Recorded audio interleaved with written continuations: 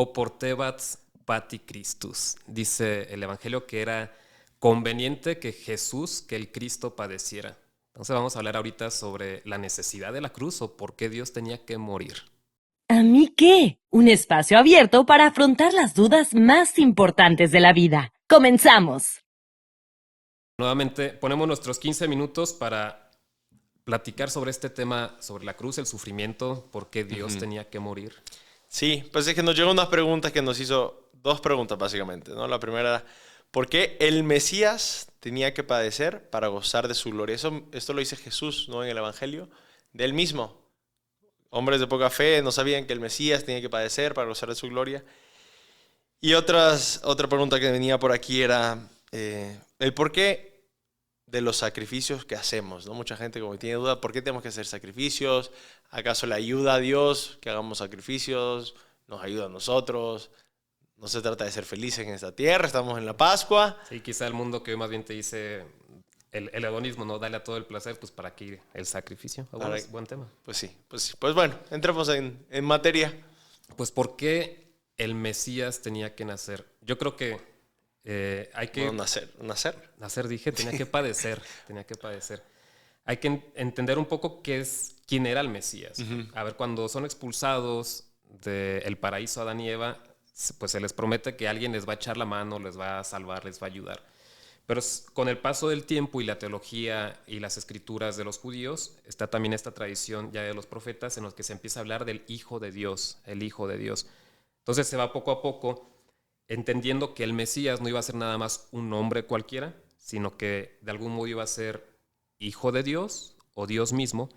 Entonces ya es cuando llega Jesús y se presenta como Dios y hombre. De hecho, hoy leía una frase de Scott Hahn y dice que Jesús murió es prueba de que era completamente hombre. Que Jesús resucitó es prueba que es completamente Dios, ¿no? Pues sí. Hoy lo leí. Entonces, poco a poco se fue entendiendo que el Mesías no iba solamente a venir a dar esa libertad política al pueblo de Jerusalén, de Israel, que siempre ha estado en guerra y dominado por alguien, sino que venía a dar esa libertad espiritual. ¿De qué? Pues del pecado. El pecado fue una ofensa hecha por el hombre hacia Dios, rompió esa unidad. ¿Quién puede volver a unir? Y eso es lo que significa religión, religare, volver a unir lo que se había roto. Si se rompió entre Dios y el hombre, solamente alguien que es Dios y hombre puede volver a religare, a unir. Sí, Fulton Sheen, ¿no? Explica eso de una manera muy, muy concreta, y él habla de qué pasaría si un americano cualquiera, por así decirlo, un ciudadano americano, va con la reina de Inglaterra, en esa época, y la golpea, no le da una bofetada. Dice, no es suficiente que este ciudadano le pida perdón a la reina, porque están como en dos niveles completamente opuestos, ¿no? Está la reina y este ciudadano. Entonces, para que más o menos sea algo válido, tiene que ir algo que esté al mismo nivel que la reina, que sería el presidente de Estados Unidos, a pedirle perdón a la reina para que haya, ¿no?, esa reconciliación, porque está más o menos al mismo nivel, pero que también represente a este ciudadano. Dice Jesús, hace lo mismo, ¿no? Nuestra ofensa fue contra Dios, infinitamente más grande que nosotros, y nosotros al pedirle perdón no vamos a poder conseguirlo. Tiene que ser alguien que sea del mismo nivel, es decir, Dios mismo, pero al mismo tiempo que sea de la misma ciudadanía, por así decirlo, que nosotros, que es verdaderamente hombre, para que pueda hacer esa reconciliación, ¿no?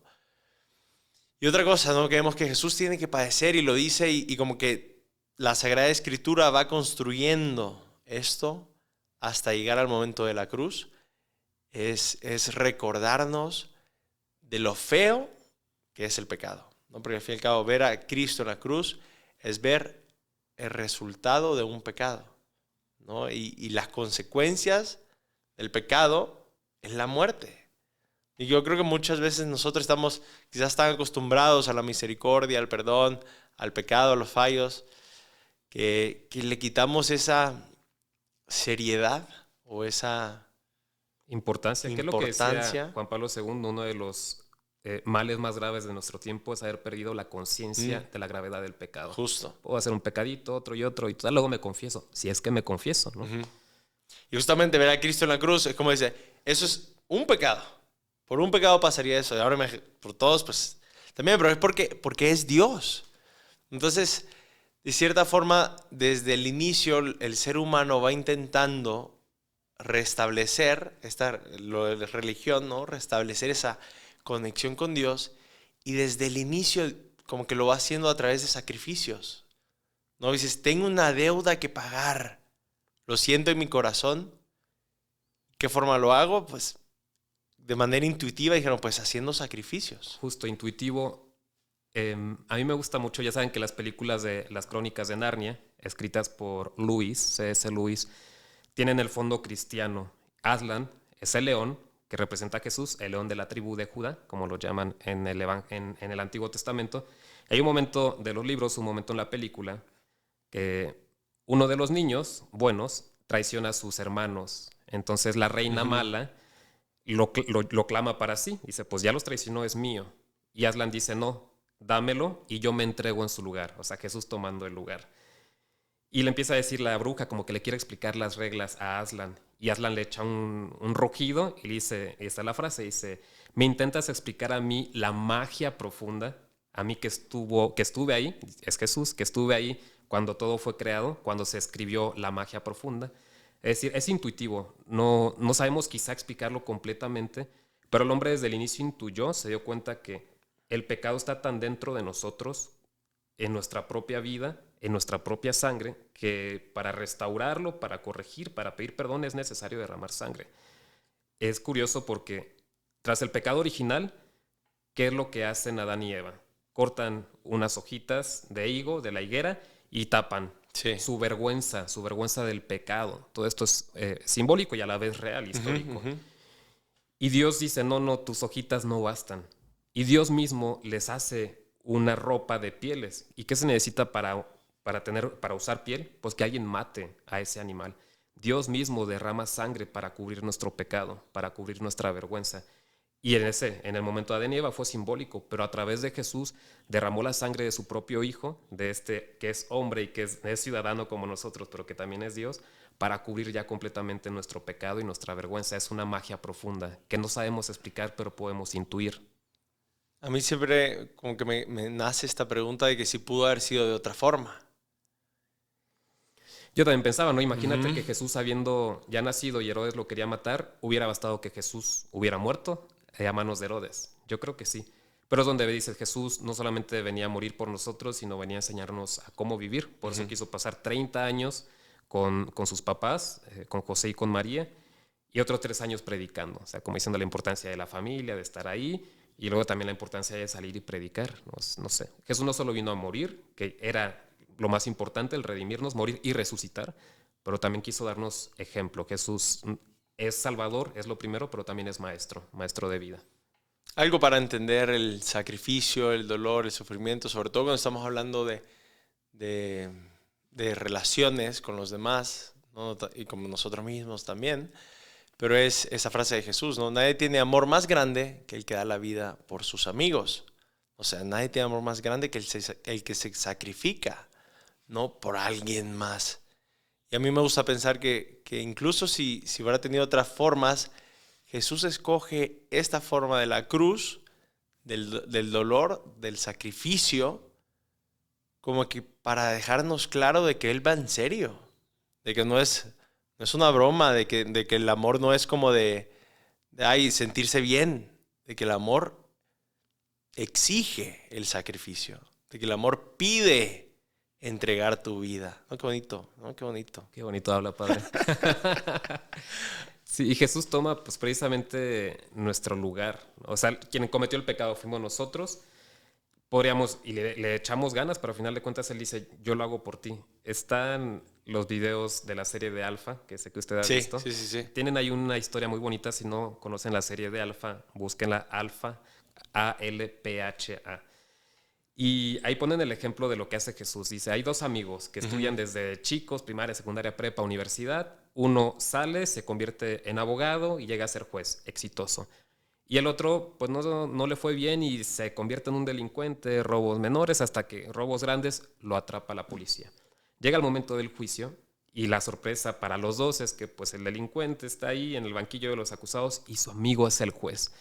El juez pues se siente conflictuado porque dice, pues quiero echarle la mano a mi amigo, quiero que se vaya, pero pues hay que hacer justicia. Si no, ¿qué va a decir la gente a la que le robó, a la que lastimó? Hay que hacer justicia, necesita una sentencia, un castigo. Entonces le pone una multa cuantiosa que no iba a poder cubrir este delincuente, por eso robaba, porque no tenía dinero.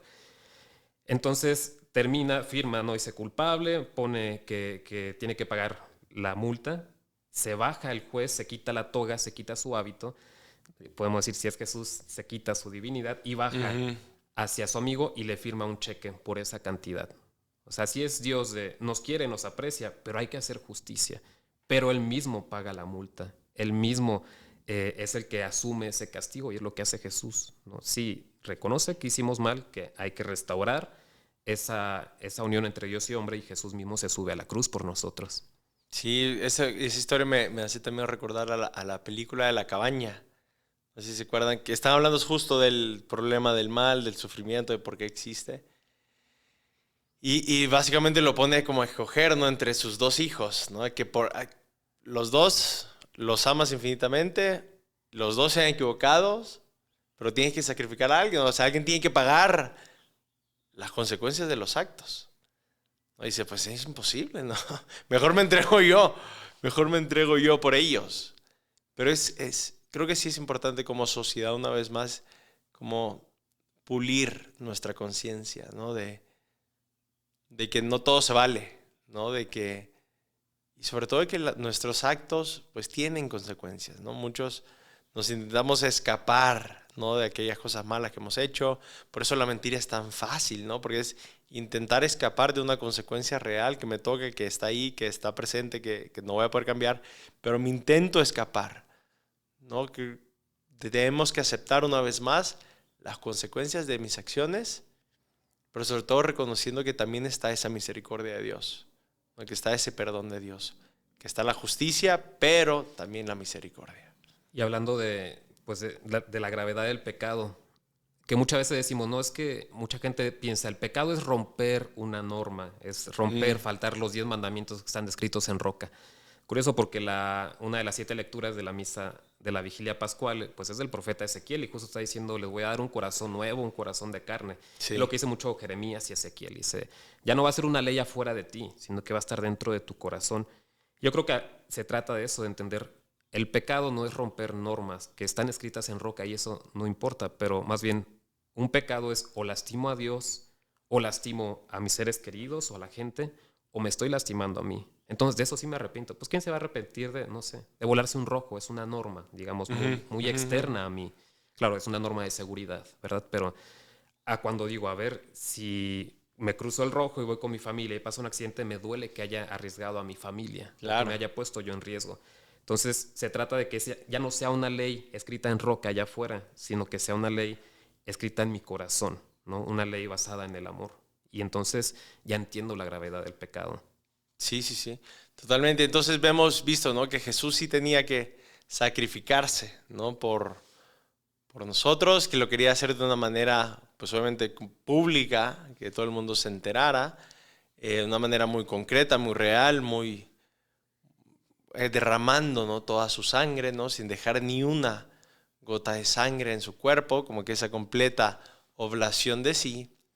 Pero después nos preguntamos, ¿no? Entonces, si Jesús hizo eso, ¿por qué tengo que yo empezar a sacrificarme? ¿No? Realmente tengo que hacer sacrificios. Como si no hubiera sido suficiente el sacrificio de Jesús. Exacto, no fue suficiente.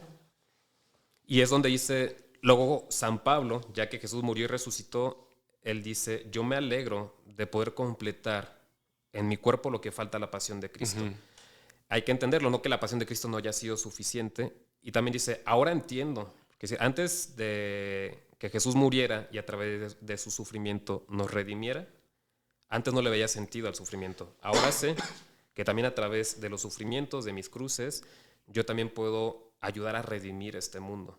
Entonces, estrictamente hablando, no, pues Dios ya no necesita de nuestros sacrificios. De hecho, hay por ahí uno de los prefacios en la misa que está diciendo, te alabamos, Señor. Y dice, pero aunque nuestras alabanzas no aumentan tu gloria, nos aprovechan para nuestra salvación. Entonces, el sacrificio de Jesús, de igual modo, ya está hecho. Claro.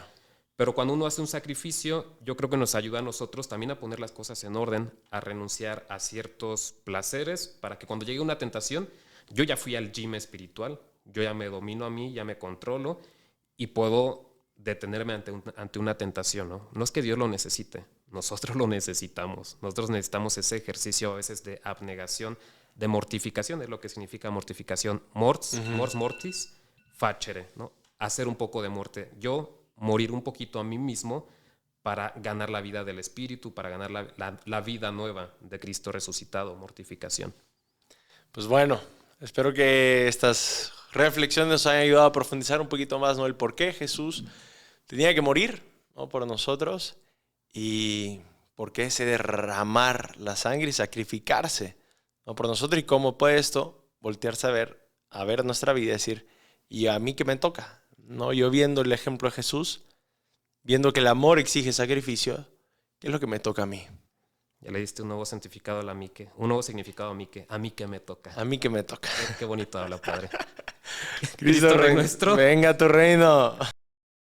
Si te ha gustado este podcast, síguenos en amique.podcast y nos vemos en el próximo episodio.